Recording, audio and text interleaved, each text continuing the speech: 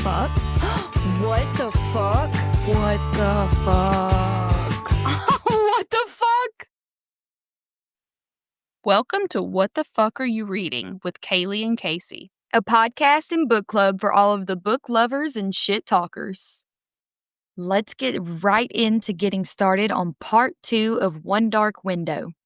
Kaylee left off explaining the world building of Elsbeth's journey and the cards and being invited to Equinox by the king, and her bitch stepmom doesn't want her to go, and all the things. Let's jump right in and start where we left off. So Elsbeth goes to her aunt and tells her that she doesn't think that she should go to Equinox because of Miriam, and she hasn't been to court in a long time anyway. So it seems like it would be an unnecessary risk, honestly, to go. Like, why would you go be around people? But then the book would probably be lame if she didn't go, so. I know, but I have really good advice to give Elsbeth. She would be safe Listen at to home me, in her Els. room. Listen to me. So Aunt Opal says that there is a certain young man who would like to see her there. His name is Alex. And also Opal fucking hates stepmommy as well. As she should. No one likes Miriam. So Elspeth had met Alex at court when she was 17, which is the last time she went to court 3 years ago. And she doesn't actually seem to like him much at all. She acts like she was just bored, and this was the only reason she had paid him any attention at the time. Been there, So this sister. is not gonna like lure her in. So Opal hands Elspeth a letter from her father. In it, he asks her to attend Equinox. So besides wanting to avoid her stepmother and half-sisters, she wants to stay away from the generation, which is the sickness of mind or body that come with the infection. After the fever, the infection granted some kind of magical gift, but there was always a price, and the price varied and depended on the gift. So Elspeth is cautious being around strangers because she doesn't know when it'll strike. Like, she knows she'll eventually have to pay a price for the magic, but she doesn't know when. And she doesn't want to be in front of people that she doesn't trust when it happens, in case it outs her magic. So Elspeth has a dream which never happens anymore since the nightmare has entered her mind. So in the dream, she's in a vine-covered room with rotten beams, and she can see outside. And in the center of the room stands a tall stone. An armored old man sat upon the stone. He carried a sword. When they make eye contact, Elspeth recognizes him as the nightmare. So she can see in his eyes that he basically has a different form. So he's not always the monster that we described as on the front of the card, which is good, I think, because I don't know, like in There my might early be good stages, in him. I'm already thinking like, is there a romance here that I'm not seeing yet? Because if he is not always this beast, or maybe I kind of like it if he is a beast a little bit. Girl, keep going. Okay. So the room vanishes. It transforms into her uncle's library, and the man is replaced by the creature again. And the nightmare is pissed. He accuses her of spying, like she has control over her fucking dreams. And like, what have you been doing? Exactly. Like, you're the one in my fucking head. I'm the one with a body here. So the nightmare replies that that man is long dead. And he begins to tell her about a girl and the shepherd king, and how the two were together and therefore the same, and that they became a monster. Whatever that means. I wonder if that means that Elspeth and the king possess the same kind of rare magic. So Yeah. you're just going to have to stay with me because I'm a little confused too, but feel like she's setting us up for later in the book, so I don't want to leave out something important. Yeah. So you have not finished this book, but I have, and everything you're saying is making sense. And I'm like, oh, yeah. So just, it will make sense. Just. Okay. I just didn't want to be my only fear was that I am talking about something that absolutely does not matter to the story and making a big deal about it when but I would rather be a little cautious and give you too much information than leave out something important that we're gonna need down the road. So far, you're So good. so every year, the mist expands even more, and eventually it's gonna completely swallow the town of Blunder, and the spirit of the wood will be able to roam freely, which sounds unfortunate. So they are Mhm. really trying to find these Providence cards and banish this spirit. So Elspeth does decide to go to the Equinox celebration, and we learn a little bit more about these Providence cards. So the Shepherd King made 78 of these cards. There were 12 black horses, which the destriers carry all of those. Then we have 11 golden eggs, 10 prophets, 9 white eagles, 8 maidens, 7 chalices, 6 wells, 5 iron gates, 4 scythe cards, like SCYTHE, scythe, Okay. 3 mirrors, 2 nightmares, and 1 twin alders card. So the On nightmare the card is, day of Christmas, my true love gave to me. yes, except for they're all very scary in that way. Christmas, but make it Halloween. Yes. The nightmare card is obviously really rare because there's only 2 in existence. The King of Blunder has sought it for many years, but Elspeth's uncle held on to it secretly.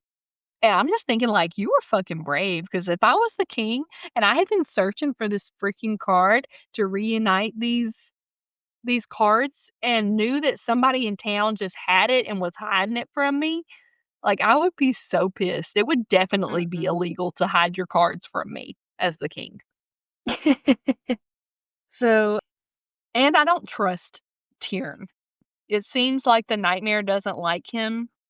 So, Tyrn is her uncle, the one that's married to her Aunt Opal, which was Okay. her mom's sister. So, Ione is going to accompany her father to barter the nightmare card with the king. And Tyrn seems to hope that he can get her married off to Prince Hoth, which is one of King Rowan's sons. And by Elspeth's reaction, I don't think that he is very much of a catch, Prince Hoth. He sounds like a Okay. dick. Oh, great. So, yes, and so Elspeth does try to dissuade Ione from seeking marriage in the prince. She calls both of his sons brutes, and they are both destriers, so that tells you something right there. Mhm. And they're trained to be violent.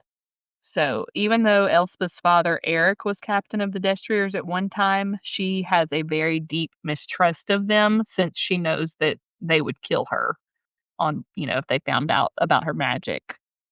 And I Yes. would too if they were going to kill me over something I couldn't control. Absolutely. So Ione does have a crush on Hoth, though. She thinks that he might be different than his father and the other Rowan kings that came before him. And in her romanticized thoughts, Hoth will make the Destriers protectors instead of oppressors, and people infected by the mist would be allowed to live. But Elspeth is like, absolutely not. He is no good. But Ione is not having it. She is standing by her man, who probably doesn't even know she exists at this point, and that's so funny. That's so funny that I said that. I wasn't even looking at my notes, and I looked down at my notes, and it says that probably doesn't even know she exists at this point. Like, I had the same exact thought. So they arrive in Stone, which is the name of the castle, just after dark, and Elspeth joins her father and her half-sisters. So everybody's last name is a tree. This is just now occurring to me.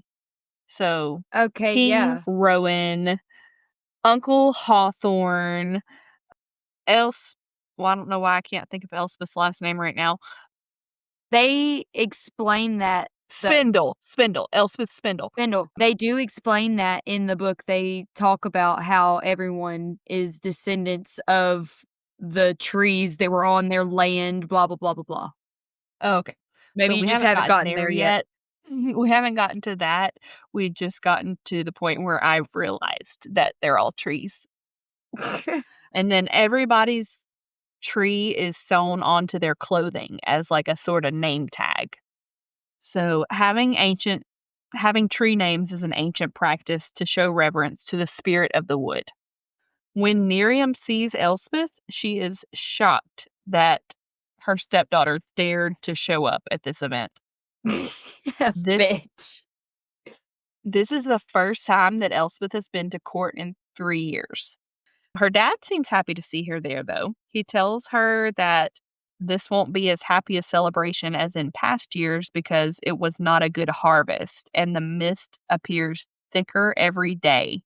The king is very anxious to reunite all of the Providence cards and banish the mist. And there are only 2 cards missing. And I think that the nightmare card is one of them. That's why I think Tyrion should be scared of the king whenever he tells him that he has a card. Yeah, no shit. So I think it's also important to note that the nightmare goes in and out of her head all day long. He just pops in and gives a little opinion or an observation, and so she is never alone. Sounds like the little bitch Um, that lives in my head. yes, exactly. So Elspeth makes her way over to the Great Hall, and she's met immediately by the man Alex, who is like still has a crush on her from 3 years ago. And he is just Yikes. not it for her. She does not she's not feeling him, and I don't know why because he's, like, so nice. Like, just like the nice guy. That's probably why. Mhm. And the nightmare is just disgusted by him. And I think that he's jealous. I think he's jealous. I'm telling you, there's a romance brewing. You know, and I don't, so don't tell me. Okay. Either way, Elspeth is not into Alex, but she does feel guilty because he's just this really all around nice guy. And she can see when she enters the Great Hall, she can see the glow of all different kinds of Providence cards that are held by like, they might be hidden in a pocket, That is in a weird bag, whatever. Yeah, and she can just see that them no one glowing. else knows that so and so has cards, and she's out here just able to see each person glowing. That is really cool. Yeah, I like that too. So the Destriers each carry a black horse card, and then I'm wondering, like, what is Elsbeth going to do with this gift? Like, it's making like it's very apparent that she's gonna have to be looking for these cards, right? Mhm. Or she could steal them. Like, she doesn't just know where they are, like, she could, like, steal them. So, the golden egg shines yellow, the chalice shines turquoise, the white eagle is white, the prophet is gray, the scythe is red. So, she sits at an empty spot, like a random spot at the table to escape Alex, and she ends up next to a boy named Emory Yew, who Elspeth knows is the king's youngest nephew. Okay. So the Rowan family, the royal family, hold all 4 of the scythe cards. So we know that the Destriers all carry the black horse cards. All of the scythe cards are held by the royal family. Mhm. So Elspeth, she's nervous. She's at this dinner. She has too much to drink and excuses herself from the table. And Emory, the king's nephew, walks her out, and he seems like he's doing this to be gallant, but once they're out of the great hall, he's, like, weirdly aggressive to her. So I'm not sure if it's because of the Ugh. alcohol or if he's just, like, lusting after her, but something is he senses something strange about Elspeth, and he made me very uncomfortable. I didn't like him at all. Mhm. S So Emery tells her he can see a pretty maiden with long black hair and charcoal eyes, but he also sees a hateful yellow gaze and long pale fingers covered in blood. So, like, is this a magic that Emery holds? Or is he just like very Okay. intuitive? I don't know. But Just keep going. so Elspeth slaps him and tries to run away, but he holds her until someone in a black cloak pushes him and he falls down the stairs. And she's able to run away and watch from a distance as Emery collects himself and returns to the Great Hall. So the cloak man returns to Elspeth and apologizes for his brother's behavior. And this is the first time that we are meeting Raven Yew. Elsbeth knew who he was already. She did not need an introduction. This is the captain of the Destriers, and I have a crush on him. He is the Same. man who took over he's the man who took over her father's job. Mhm. So, like, it's terrifying. This is the man responsible for eradicating any magic other than the Providence cards. So it's like my stranger Mhm. danger bells are going off.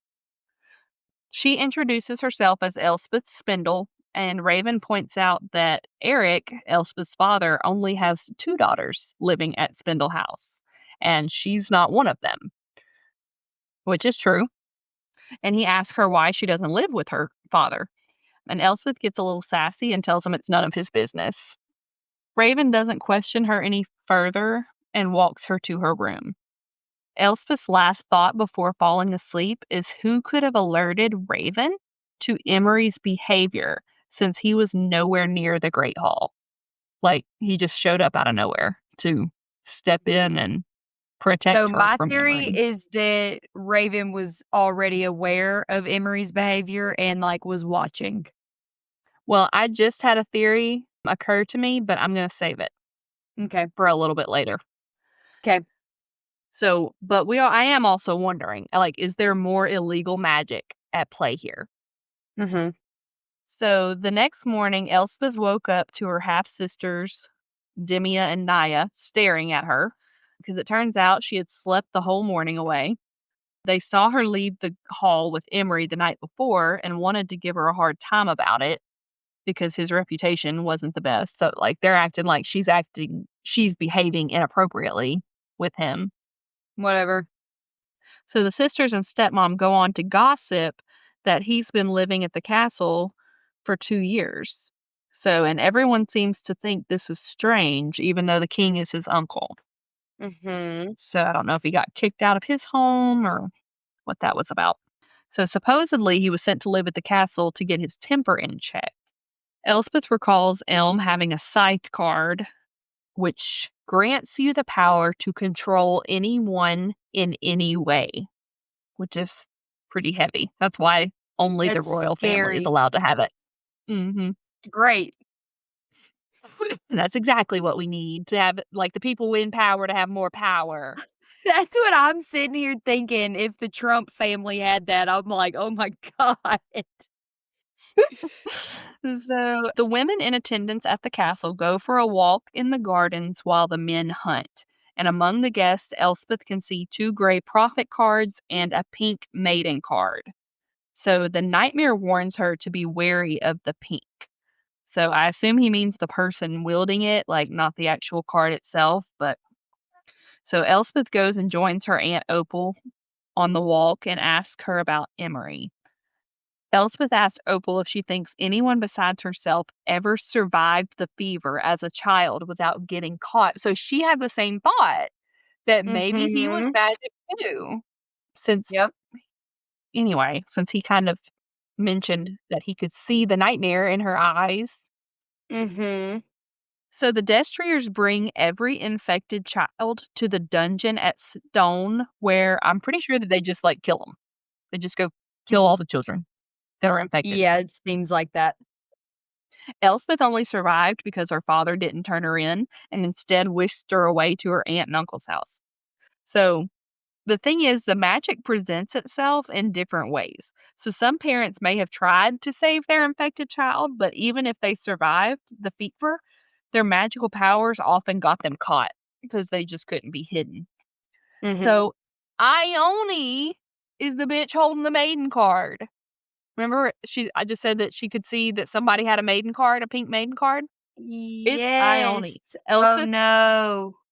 Yes, so Elspeth didn't recognize her at first because the pink light of the card was so bright that it kinda hid her features.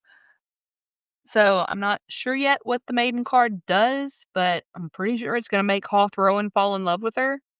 So, it's getting good. So, the maiden card is new to the Hawthorne family, and it seems to be a gift from King Rowan in exchange for the nightmare card.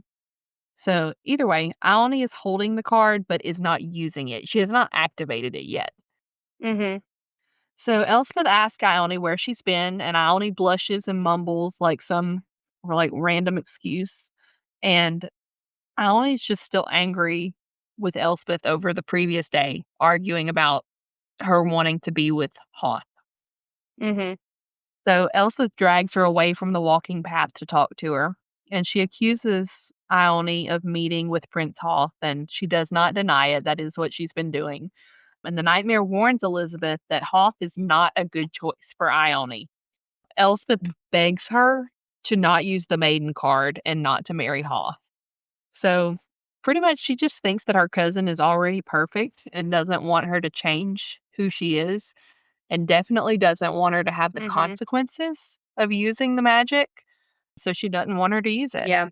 But it seems like King Rowan gave the maiden card to Tyrion Hawthorne, Ione's dad, so that it would make Ione good enough for his son, which is fucked up. Yuck. So I think they're both pigs.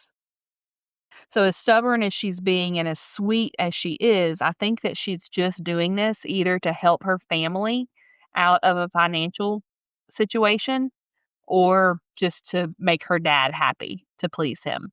So she just seems to be like Mhm. a very sweet, nice little pushover. The consequence of using the maiden card, we find out, is that it turns you cold and heartless. And Elspeth just Aw. doesn't want to lose her cousin. Mhm. So, Okay. from what we can tell so far, the maiden card makes you more attractive to another individual. Mhm.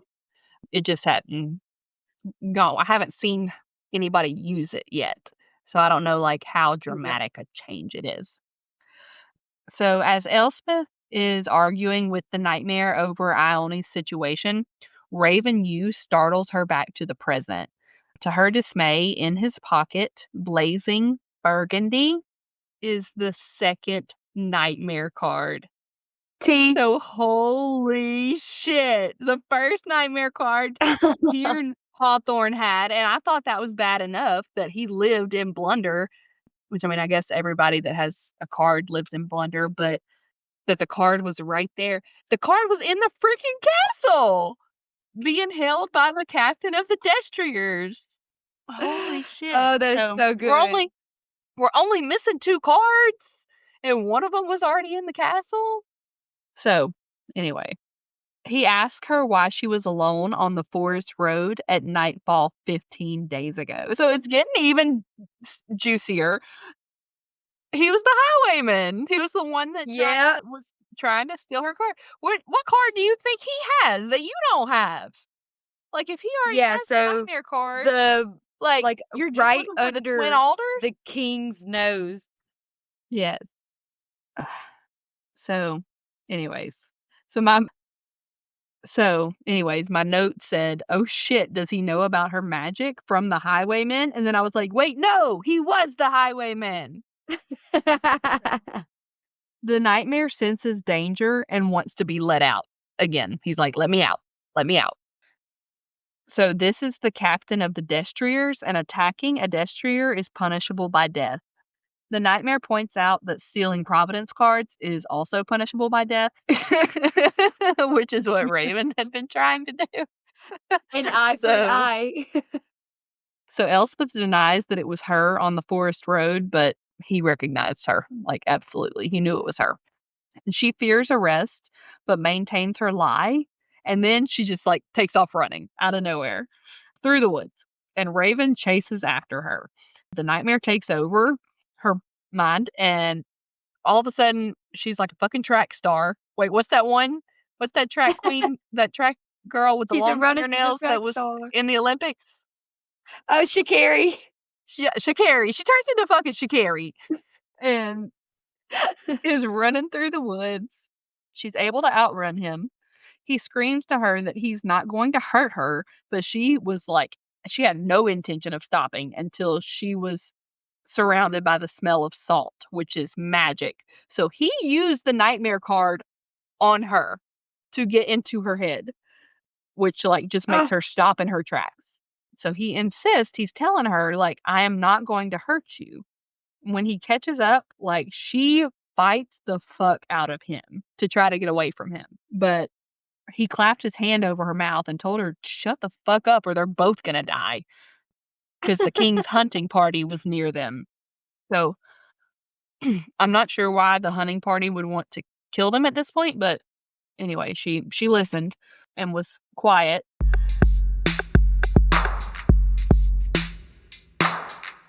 Thank you for listening. Please leave us a 5-star review on Apple or Spotify.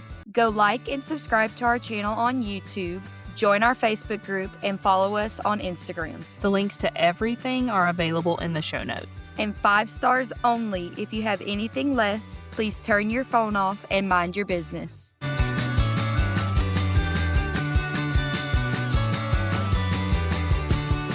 Bye, fuckers.